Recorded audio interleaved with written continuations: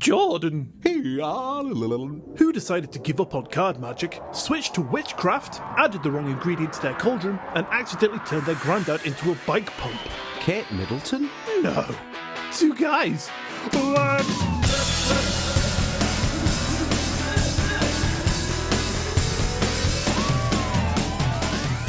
Hello, and welcome to episode 62 of Two Guys What's Up, the weekly comedy podcast where one of us is good at magic and one of us has a bike pump for a granddad. We'll let you guess which is which. Your options are me, Ian, or this guy, Jordan. Jordan, how are you?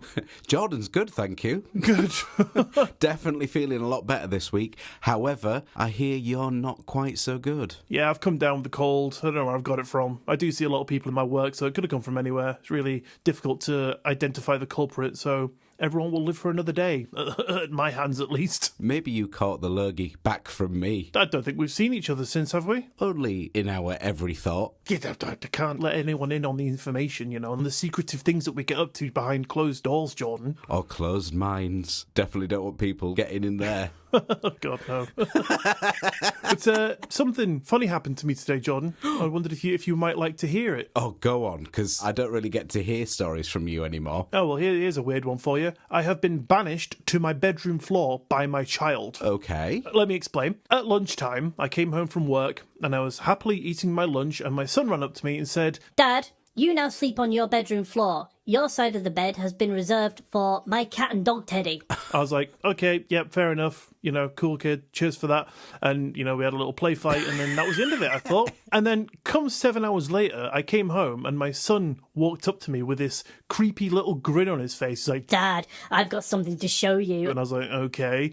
So he took me into my bedroom and pointed to my side of the bed where there is now a cat and dog Teddy just laid there. And my pillows very nicely and neatly put on the floor ready for me. He said, Don't get a blanket. They're for the teddies. You can have the floor, but you can have some pillows. So I said, gee, thanks. Oh, dear. So he's actually gone through the trouble of setting it all up for me. And you know when you just do things that you don't realise that you're doing them until you're like, why the fuck am I doing this?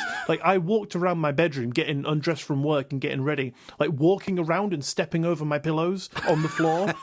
For some reason, not thinking to myself, just fucking pick them up. Like, you're not actually going to sleep on the floor. Oh, are you not? I'm not going to. No, I don't think I'll indulge that. It'd be quite the uncomfortable night's sleep. Fairly cold, I'd imagine, as well. Yeah, I mean, your wife might like that, though, since you're full of lurgy. She gave it to me, I'm pretty sure. Oh, okay. Oh, wait, yeah. There's the culprit. Yeah, there you go. She can sleep on the floor. Yeah. Or just take your son's room. He can sleep on the floor. No, actually, he thought of that. He said if I tried to take his bed, then it would break.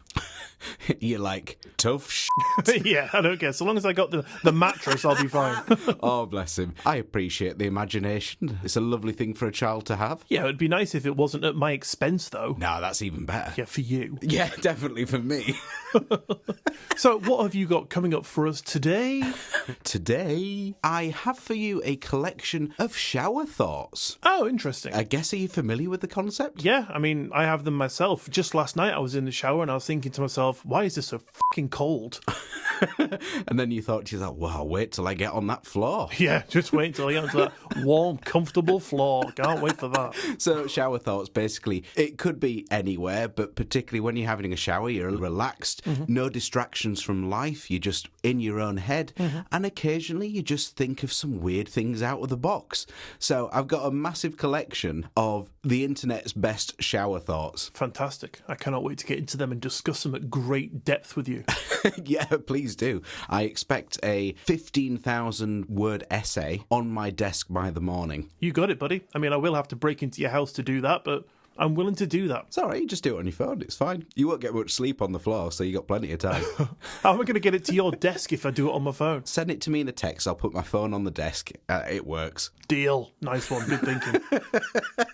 Fab. Anyway, what have you got for us today? Well, Jordan, today I am going to be telling you about tulpas. Have you ever heard of these buggers? Care to hazard a guess using all of your accumulated esoteric knowledge as to what a tulpa might be? I don't know. Well, if I had to guess, it kind of sounds like something that might be mentioned in Tibetan Buddhism. It kind of gives me the impression that it might be somehow joined to the concept of a thought form. Like, just because it sounds like a word that might be related to a deeply rooted belief in the power of the mind, something along the lines of the idea that intense concentration, visualization, and meditation can give a rise to a tangible manifestation. Say what now? You just said to guess. I was just guessing like you asked me to. Oh my god, mate. I've only ever heard the word in passing. Fuck's sake, I think we've got a problem. I think we might have to stop. I've written a full fucking episode on toothpaste. Oh, but I mean, at least you've been minty fresh. It's not minty fresh, mate. It was the first result that popped up when I searched it on Google, though. Oh, no. I thought everyone's going to think I'm super cool and smart, and here I am with a 3-hour fucking history of garlic-flavoured toothpaste. See, that sounds horrible to me, but I bet you'd love it. I would actually love that, to be honest. It's a shame it's been discontinued. But listen, Tulpa toothpaste was created by James Tulp and Michael A. Anderson in the 1940s to help keep teeth clean and combat steadily rising vampire attacks. Have you never heard of this? No, I just thought it was about manifestations. But you must remember the jingle. It was like, I think it was still around when you were born. Something like, Tulpa toothpaste. To keep your teeth nice and white, use Tulpa toothpaste day and night. No? Minty garlic fresh. That was the slogan. Oh, no, I don't remember that. Maybe I erased it from my mind because that sounds fucking horrendous. It's delicious, mate, honestly, I tell you. Ugh. But your thing does sound infinitely more interesting, so give me 1 second. Okay. Okay, I'm ready. Let's do this. The term tulpa itself comes from the Tibetan sprulpa, which means emanation or magical illusion. In Tibetan Buddhism practices, advanced practitioners are said to be able to perform rituals and meditative techniques to create what is essentially a thought form, created in the brain and believed to be able to manifest into reality purely by using the power of the mind. But amazingly, with the form also comes independent qualities, feelings, thoughts, emotions, and mannerisms. They are said to be created for various purposes, such as to help in spiritual practice, to serve as guides, or to even accomplish specific tasks. So Jordan, are there any specific tasks that you would like done if you had a tulpa just lying around? So is a tulpa a physical form, or is it just this sort of imaginary kind of thing? Well, I'm going to get into it in a bit more depth, but essentially it is a manifestation, so it becomes a physical entity from something that is based in your mind. So you think of it, you meditate on it, you give it emotions, you give it feelings, you give it a form of what you want it to look like, and it becomes an actual thing, like a person. I'm sure this is something that Bashar once touched on. I think I seem to remember. Possibly. I mean, it is out there in the world of the occult, so it could have done. To be honest, I hate unloading the dishwasher, so if I meditated on that, do you think something would unload it for me? Well, all you'd have to do is imagine a creature or a person or a thing. You would give it the feeling and the thought that it loves unloading the dishwasher, so that when you finally manifest it, you'd be like, yo, Bill, do you want to go and empty the dishwasher? And it'd be like, I'd love to, Jordan. Brilliant. There's so many things you could do. Literally anything. At what point does it draw the line when it becomes maybe slightly questionable? I'm going to get into that as well. Okay. So let's continue anyway. So how are these thought forms brought to life? The process of creating a tulpa typically involves prolonged meditation, visualization, and the repetition of mantras. The practitioner focuses intensely on imbuing the thought form with certain attributes, intentions, and characteristics until it gains a sense of autonomy within the practitioner's mind. Okay, interesting. Does that make sense? That does make sense. Thank God.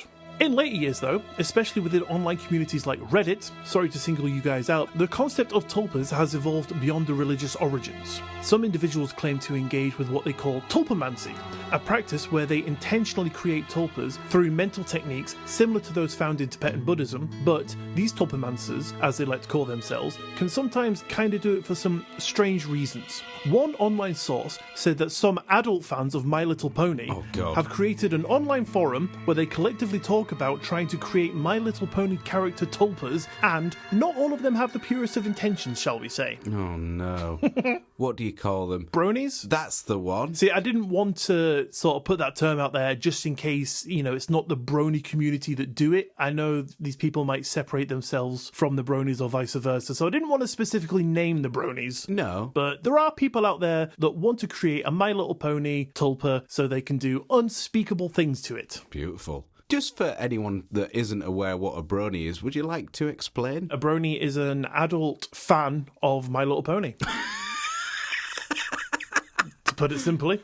Fair enough. Am I right in thinking they sort of dress up and everything? I'm pretty sure it's like games have a culture, where people will dress up and they'll go to cosplays and stuff like that, and animes, and it's similar to one of those, except in its own world of centered around My Little Pony. I mean, I don't know how much content they can get out of My Little Pony. Is there quite a vast range to choose from or something? I guess so. I mean, it was out years ago, and then I think it got cancelled, or it finished, and then it was brought back. So now there's new films and new series, and There's actually films and series. It's not just toys. I'm pretty sure. Oh, right. There's cartoons and things. Oh, really? Oh, wow. Okay, I didn't even realise that. Did you not? No, because I used to see the adverts on TV of like My Little Pony, and it's it's obviously it's the toys and the kind of playthings, but I never knew that there were literally anything else. There's actually full cartoons. Google it. Have a little YouTube, pal. Have a little YouTube fest tonight. I'm scared I might become a brony. Hey man, there's nothing to be ashamed of. And Jordan, they say that people learn something new every day, but today you've learnt two things. A, that there is a My Little Pony cartoon out there, and B, that garlic toothpaste existed. Yeah, is that actually true? No, of course it's not.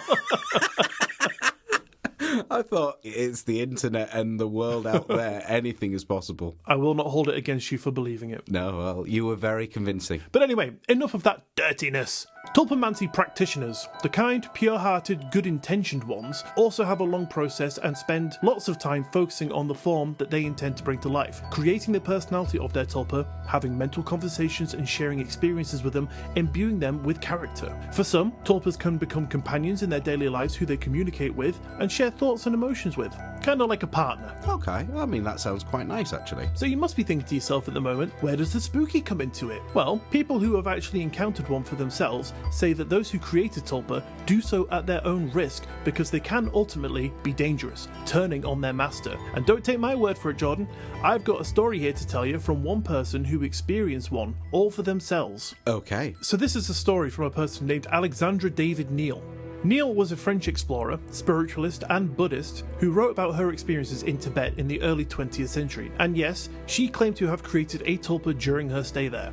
Born in 1868, Alexandra David Neal had a rich and fulfilling life, packing every day with adventure and excitement until she passed at the ripe old age of 101. Wow. She embraced Buddhism, became a disciple, feeling a deep connection with Tibet and its people.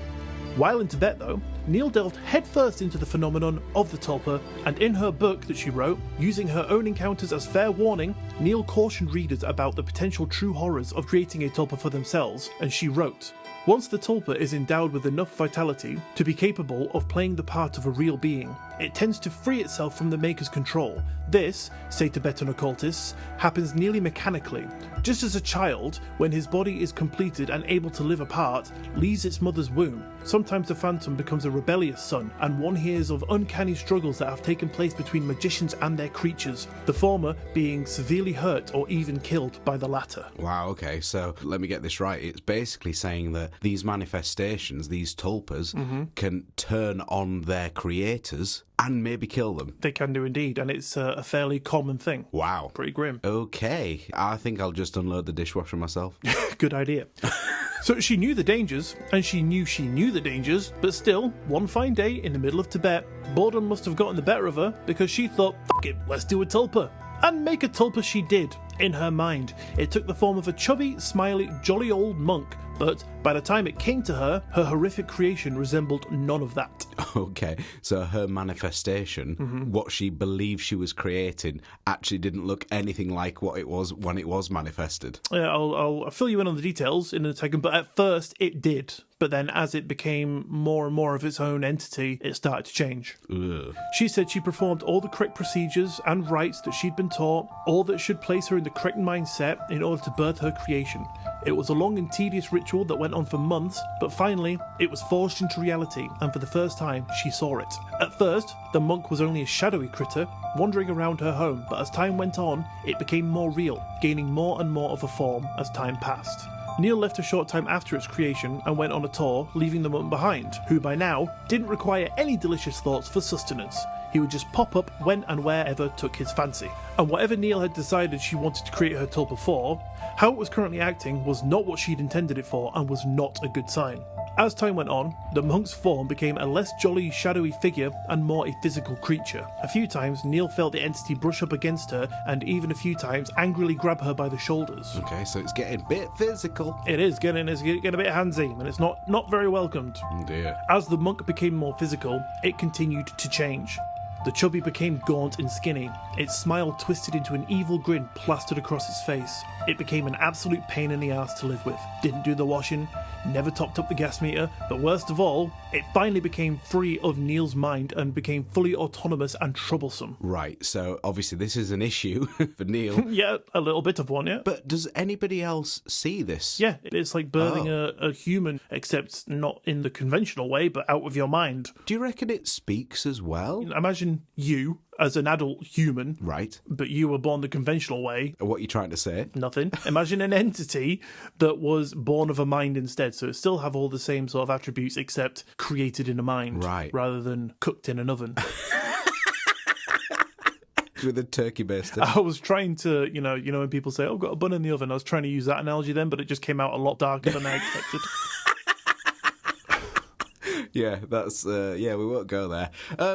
Okay, so the question is, do you think this entity thinks it's human? Oh, that's a good question. I couldn't tell you, to be honest. Okay, I wondered if it maybe thought it was, or if it actually knows that it isn't, and posing that it is, and therefore it feels like it can do anything. I guess it just wouldn't care. I mean, when it comes to reality, it's just like, I'm here, I've got my own thoughts, my own feelings, I don't want to be your fucking slave, I don't want to empty your stupid dishwasher, I want to kill people. Wow. Or something, you know? Wow, okay, yeah. I suddenly don't think they're a good idea at all. Well, good on you. And also, she said it took months to manifest. Yeah. Fucking hell, my wife would be pissed off if I didn't empty the dishwasher for a couple of months just to say, I'm going to manifest in it, it's going to happen. Yeah. Just give it a minute, it'll be here any day. Oh, you just leave that dishwasher, just you wait, it's going to be magical. And then in the end, fucker doesn't even want to do it. It just pops out, it's like, I'm alive, and starts killing you. Screw you, master. Yeah.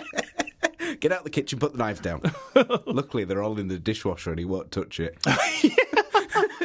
So it's fine. Where's your knives? They're in the dishwasher, mate, if you want to empty it. I don't think I will. Comes at you with a fucking potato peeler. Oh, God, that could be just as bad. Oh, when you're asleep and least expect it. Oh, you just wake up skinless. Like a potato. Yeah, and in a boiling pot of water. Well, I hope they enjoy the soup. I'm sure you'd make a lovely soup, pal. Thank you. If you taste as good as you look. It's going to be rank. It's going to be the shittest soup. Fuck that. Love it. But thank goodness, though, a wise llama had once told Neil that there existed one and one only solution for her dilemma. Dilemma. Good one. Which was for Neil to eradicate her creation, again using her mind. This proved to be a daunting task. She struggled immensely and terminated the spooky monk. It took nearly 6 months before the manipulative entity was eventually dismantled and erased from existence permanently. She admitted, My mental construct clung fiercely to life. Wow, okay. So it then took us 6 months to get rid of the bugger. yeah. So it's just weird. I've never heard of this at all. Yeah, super creepy. So what are you thinking? After hearing that, do you want to maybe give it a go yourself? I think I'll pass. Well, Jordan, if you can't be bothered to do that long, boring old meditation stuff, you can shortcut your way to having a tulpa by tea time, because there is a handy little tutorial right here on the internet. Okay, this sounds really safe. Oh, it is, mate. The safest of all. Don't you worry about a thing. Before you get started, there is a little checklist, though, so make sure you get a pen, because I don't want you creating no tulpa peeler. It's going to attacking you in the middle of the night. Tulpa soup machine. Accidentally make a tulpa of Gordon Ramsay. Yeah. Chasing you around the house. Here is your fucking step-by-step plan, brought to you by WikiHow. First of all, you have to start planning your tulpa's appearance and personality. Second, visualize your tulpa in as much detail as possible. What it smells like, what it feels like, what it tastes like. Wow. Explain objects in your room to your tulpa to make it feel more real. Then, bring your tulpa on walks with you and interact with it regularly. You got that? Yeah, I've got it all written down. Perfect. Okay, Jordan, so I'm just going to blast through these steps so you can immediately and quickly as possible get on with creating your own homegrown brain butt tulpa. Enough of this Gordon Ramsay talk. I know what you do with it. I didn't say nothing. I can read your mind, pal. That's fine. Step 1. Consider if creating a tulpa is right for you. And it adds, depending on how attached you get to your tulpa, you may not be able to dismiss them once you have created it, which is a terrifying thought. Okay, so basically, once it sets eyes on me and my super good looks, it's like, with you for life, pal. It's like, you're going to make a good soup, pal. Yeah. But I won't be loading the dishwasher. It'll load it all fucking till the cows come home, pal. But it will not unload it. Fair enough. That's when I manifest another one. Step 2. Make your tulpa from scratch or base it on a character. Which is a daft sentence because nothing exists outside of either of those two, so it's obviously going to be a made-up character or one from your own mind. That's very true, yeah. Basically, that could be just simplified to think of something. Yeah, think of a character. Think of whatever you like. Step 3. Sketch out your tulpa's appearance to help you visualize them. And I just need to point out that the description of this step says to use a game character, or an animal, or even a plant. But the image that they use to illustrate this step is fucking terrifying. It isn't just some happy character like they said, it's a fucking deer demon. God. And Jordan, I am going to send it to you right now, just so you can get a little look at this. Okay. Is this going to look anything like your son's sketch of a zebra? Possibly. I tell you what, if that got manifested, that would be scary. I would love that. I'd love a zebra. Right, mate, it is whooshing its way over to you right now. If you wouldn't mind having a little open of that and telling us all what it looks like. Okay, having a look. Ooh. Looks delightful. That does look terrifying, actually. So the antlers look like they're kind of on fire. They're not, but they kind of have those waves about them. Yeah. There's huge wings. Nice six-pack. Yeah, very chiseled yet again. Yeah. I spot a theme in all of these. This is 3 for 3. And it certainly seems rather naked. That's very true, yeah. Wouldn't be a tulpa without being nude. Interestingly, it's got long, spindly arms and creepy-looking fingers. Yeah, so essentially, hey, make a nice little happy character, but here's a little idea of what we made earlier. It's creepy as fuck. Yeah, that is creepy. When you said before about a deer, that is not what you think of. It's kind of a deer's head, except stood up on a demon's body. Yeah, that's awful. I'll put that on the Instagram for everyone to have a little check out of. And if anyone wants to manifest it themselves. Don't. I mean, it's not recommended, but you go for it if you want. 4. Describe your tulpa's personality in writing. So, does it love photography? Or doing math equations? Or anal? Fine. Once you've done all that, we're now on to part 2. Step 1. Practice visualizing your tulpa's form. Again, another picture with a fucking deer demon. Step 2. Imagine touching your tulpa. Again, stroking the fucking deer demon's snout. Step 3. Visualize your tulpa's movements, but this time they've opted for a Disney-esque owl, which is less terrifying, quite nice to be honest. Step 4. Imagine your tulpa in a particular setting, or maybe checking out the latest DSLR camera on sale at Curry's, or laid on your bed shaking a bottle of lube at you. Here's the thing. As you've been saying all these steps, when I'm reading Tulpa, in my head I'm just imagining vulva. Why? I don't know. Because it visually looks sort of similar. You got other things on your mind there. And like it was step 2. Imagine touching your vulva. Visualise your vulva's movements. I know what I'm doing with my tulpa. And then you said shake a bottle of lube at you. Well, I've never heard that one before, mate. Yeah, well, hey, you can manifest it if you want. Yeah, I'll go for it, mate. You do you, pal. Fine. So part 3, step 1. Start a basic conversation with your tulpa, Jordan. Right, so as you say all these, just think vulva. I'm not going to. I have a script to get through, okay? Step 2. Introduce your tulpa to the objects in your room. This is Mr. Buttplug, you might say. You'll be teaming up with him a lot. Step 3. Visualize your tulpa throughout the day to make them feel more real. And step 4. Keep interacting with your tulpa until it gets easier. And there's a little warning at the end, which maybe would have been a lot fucking better at the start, and it says, creating a tulpa may have unexpected mental effects if you have a history of obsessive tendencies or existing mental disorders. Talk to a therapist before you try to create a tulpa to explore how it might affect you, which I think is code for talk to someone before you become a danger to yourself or others. Yeah, fair enough.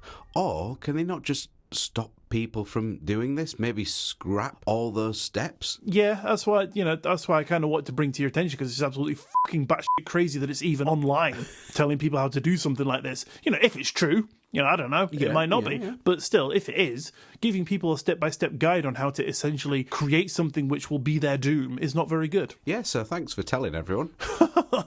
I'm just pointing it out, right? I'm pointing out the ridiculousness of it. But this does lead me to my final point, Jordan, and quite ironically, it's very thought-provoking, I think at least. So you, Jordan, as I once did, probably think of tulpas as a creature that you've created. Nothing that people outside of your own mind might have ever seen or imagined before. Is that fair to say? Yeah, fair. But what about some of the main potential culprits? Entities like Santa Claus, the Boogeyman, elves, even Men in Black. Entities that are thought about so often that they might just have been brought into reality, with all the energy being focused by so many powerful minds, all centered around and thinking about the same thing. Who is to say that maybe some cases of poltergeist activities aren't simply tulpas, created by the overactive and collective imagination of a household? Oh, interesting, okay. I wonder what would happen, if a group of people tried to manifest the same tulpa. What would happen then? Well, let me tell you, Jordan. As we've heard, tulpas can sometimes, most of the time, become dangerous. Its nature sometimes prone to becoming malicious or uncontrollable, with entities exhibiting poltergeist traits or, in extreme instances, assuming almost demonic qualities. One of the most infamous and recent examples is Slender Man. The photos that were released and the story behind it was so convincing, it grew in popularity, and perhaps, again, the power of thought might just have birthed this creepy bugger into existence. Okay, and now resides at the church near your parents' house. Exactly, yeah. Gotta live somewhere. Fair enough, yeah. Now lives rent-free in that abandoned church. I think the council used that to store their stuff in now, so it's probably been evicted. So that is what happens when a collective mind creates something through the power of thought and focused energy. That's indeed really creepy. I've never heard of this before. It's an interesting topic, I believe. Yeah, definitely. I don't know how I've never really come across that. Possibly I haven't, I've just not registered the name Tulpa. Well, I mean, if someone says to you paranormal, people normally go aliens, ghosts, monsters. They generally look at the surface of it and they don't dig any deeper. So a tulpa is something that is a bit more esoteric, maybe a little bit less known, which is why I thought it was so interesting to bring it to our lovely listeners' ears. Absolutely, and I appreciate that you did so. Thank you for that. You're welcome. Don't try and create one at home, please.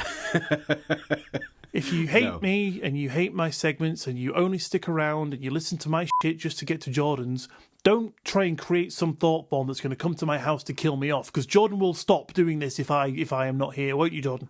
Yeah. You want to say that with a bit more conviction, pal? I mean, absolutely. Couldn't do it without you, lad. You and me, we're the backbone of this. Absolutely. I mean, in truth, you really are, to be fair. And for that reason, if anyone wants to manifest their own Ian, do so at your own risk. Just do not steal our content, right? That'd be interesting. 2 tulpas, what's up? Yeah, we should create our own, and then they can do the podcast for us. Yeah.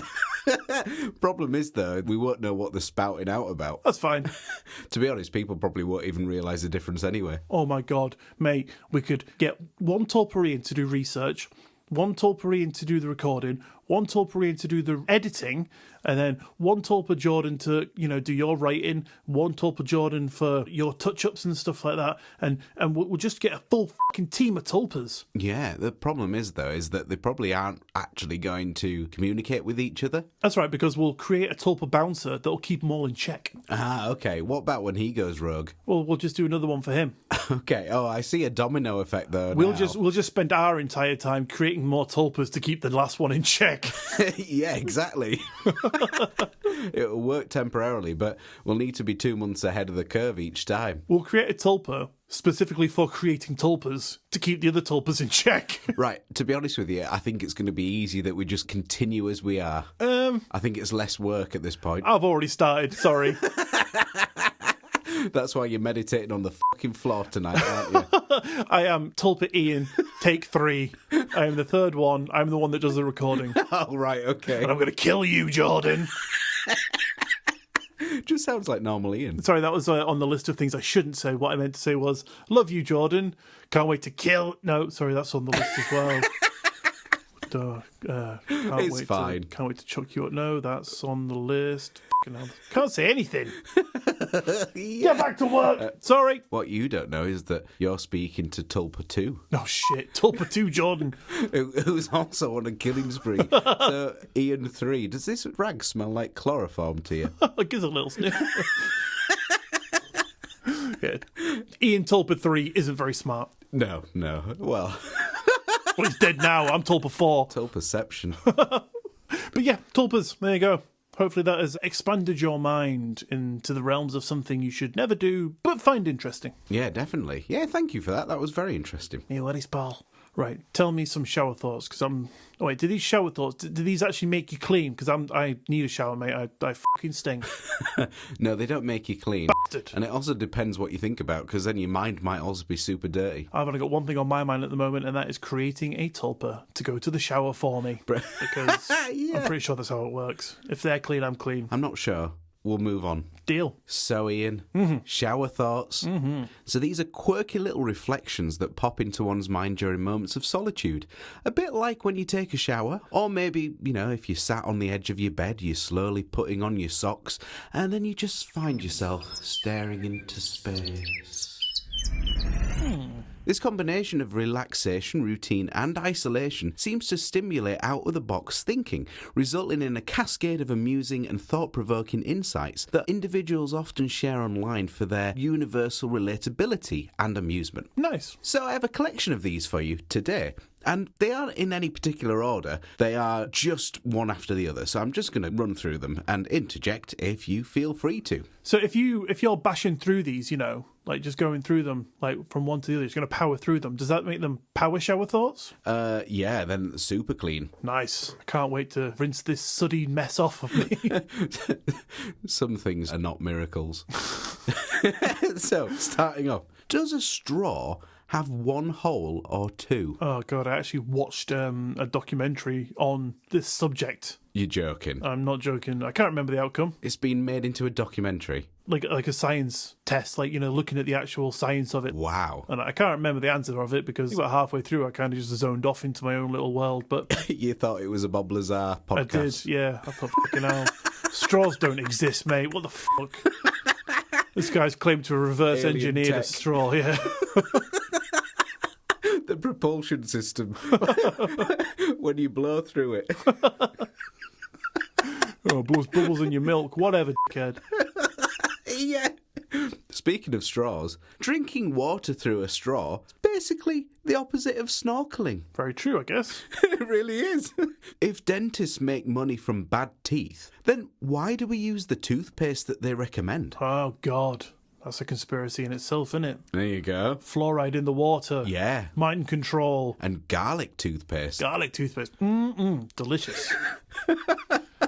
Beautiful. You could even stick it on your pizza. Two birds with one stone. Yeah. Hey, you going to brush your teeth tonight? No, I'm just going to eat this pizza. 2 jobs in 1. Perfect. It sounds good, actually. When you say it like that. Yeah, man. Full of ideas, me. Speaking of brushing your teeth, that is the only time where you're really cleaning your skeleton. Oh, God, that freaks me out. It's true, though. The noise of brushing your teeth. Like, the bristles going back and forth. Yeah. For me, it's like nails on a chalkboard. Really? Fucking despise the noise.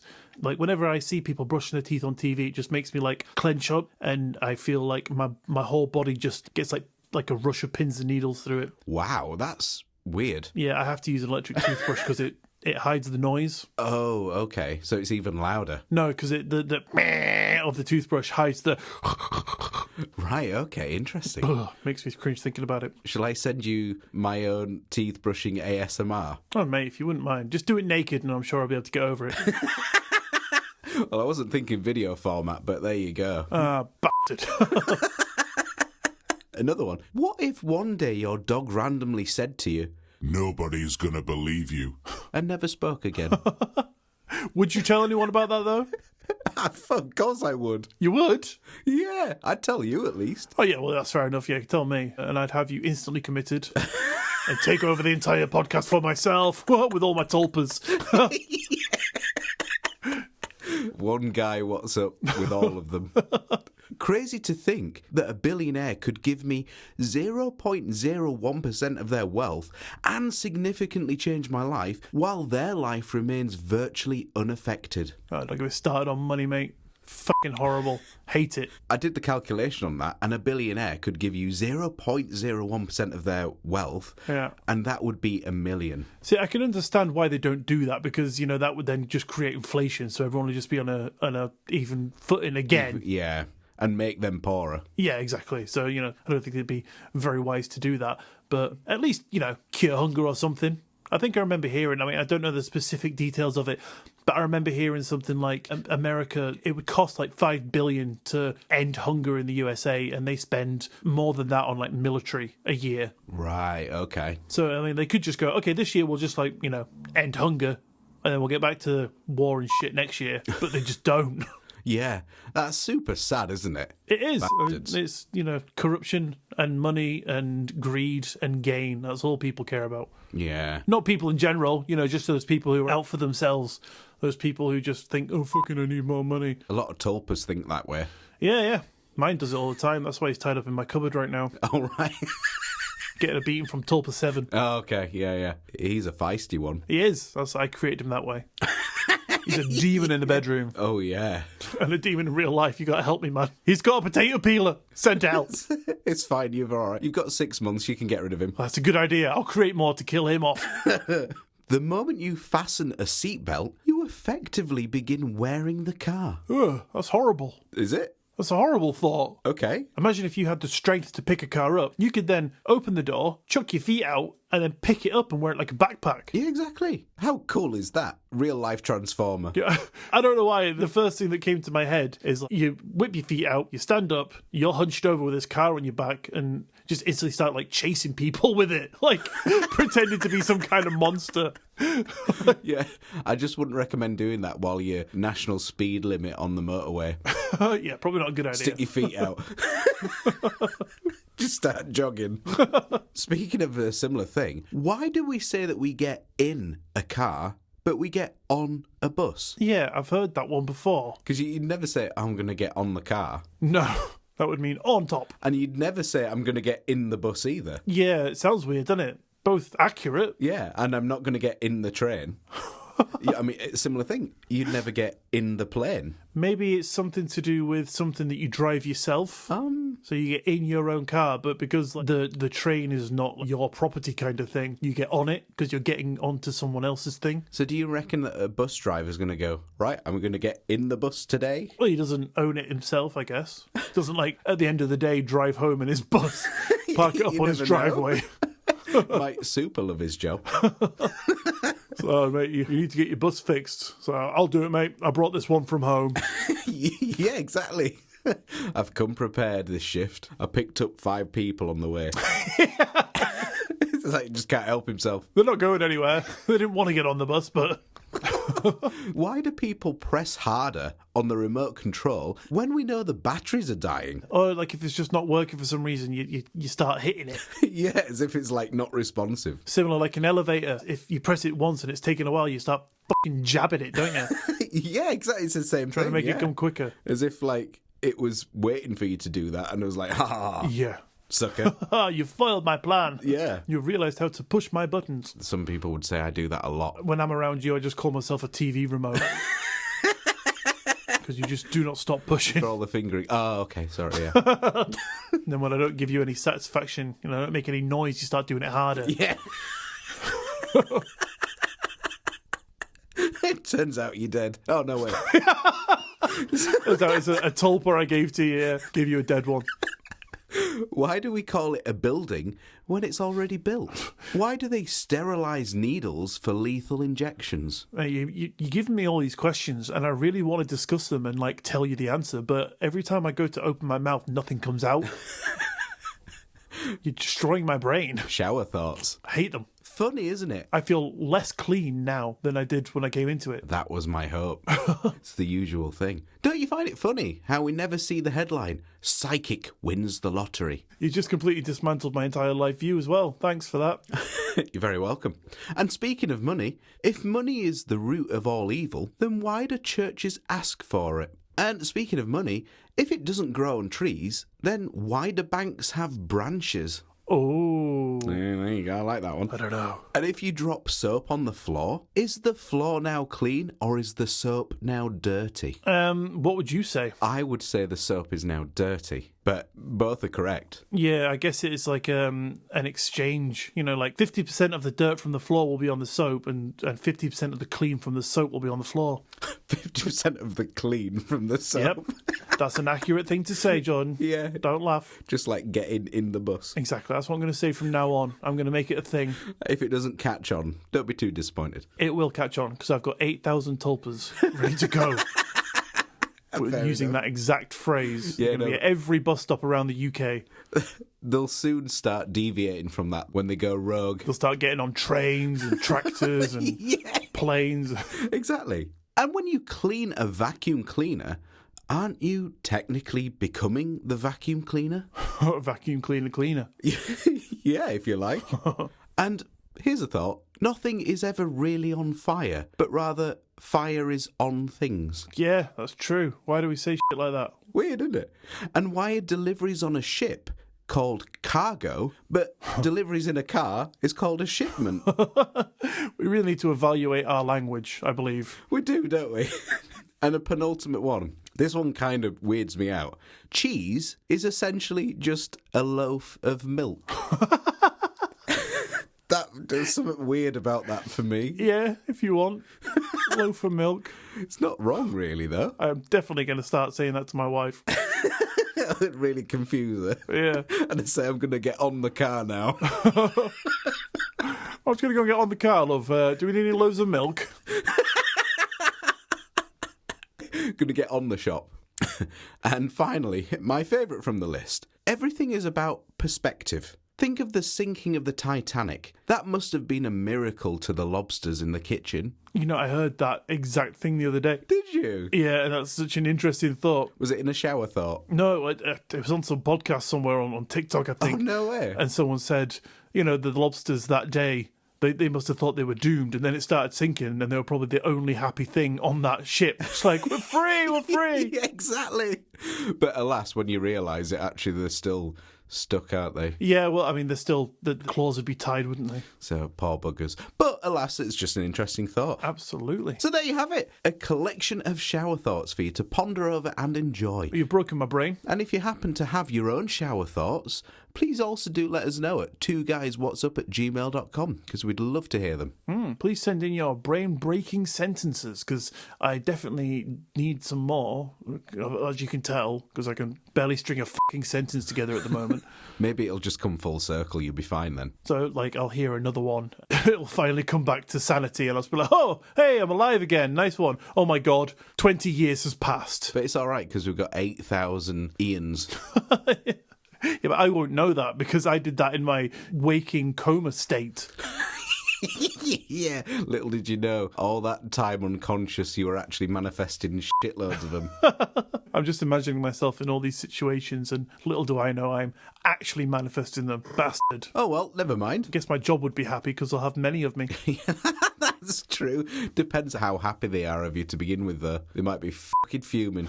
As soon as I went into my waking coma, they fired me. So the second I turned up and started performing tasks, they were like, what the fuck are you doing here? And then 5 more of me walked through the door, and they were like, we're just going to let this go. We don't have time to deal with it. It's when he started destroying the place, he thought, fucking hell. Start rugby tackling customers. And That'd be funny. But yeah, Jordan, thank you very much for those brain-breaking thoughts. I didn't think I'd be having to think my way through the evening. You're very welcome. So does that about bring us round to the end of today's episode, Jordan? It does indeed. Fantastical news. Thank you for tuning into today's episode of Two Guys What's Up. Don't forget to follow the show wherever you listen to us so you don't miss another episode, and maybe even tell a friend, or maybe even tell a tulpa. Create your own tulpa and tell them about us so that we have another listener, but give them their own independent device so the listens count. So if you would like to get in touch with us, our Linktree link is in the bio of this episode, which you can click on and be jetted off to every link you will ever need for all your Two Guys What's Up essentials. Want to create your own shower thoughts? Click the link. Want a bike to Amsterdam? Click the link. Want to manifest your own Ian? Click that goddamn link. Don't do it. He's too sexy. Who said that? There's another Tulpa. And don't forget, we now have a Patreon where you can find all of your Two Guys What's Up extras, including pin badges, shoutouts, t-shirts, and if you really can't get enough of our fantastic tales and gorgeous voices, well, you can get more because we now release bonus episodes which come out on the last Friday of every month. There is currently 8 sitting up there waiting for you to just go and have a little gobble up with your old ears, and all that is available right now, starting with the bonus episodes for just £3 a month. So if you want to help support the show and get some cool stuff while you do it, head over to patreon.com/2guyswhatsup to check out all the goodies over there. The link will be down below for your clickety-clackety-clickety-clickety pleasure. But if you can't do that, but you still like to help us out, then there are 2 fantastical free ways you can do that for us. One is give us a 5-star rating and review in your podcast app of choice, and the second is just spread the word. Tell all your friends and family, and if you do that for us, we will be eternally grateful. We would indeed. But on that note, thanks for listening. Y'all have an amazing week, and we will see you next Monday. Bye. Tulpa.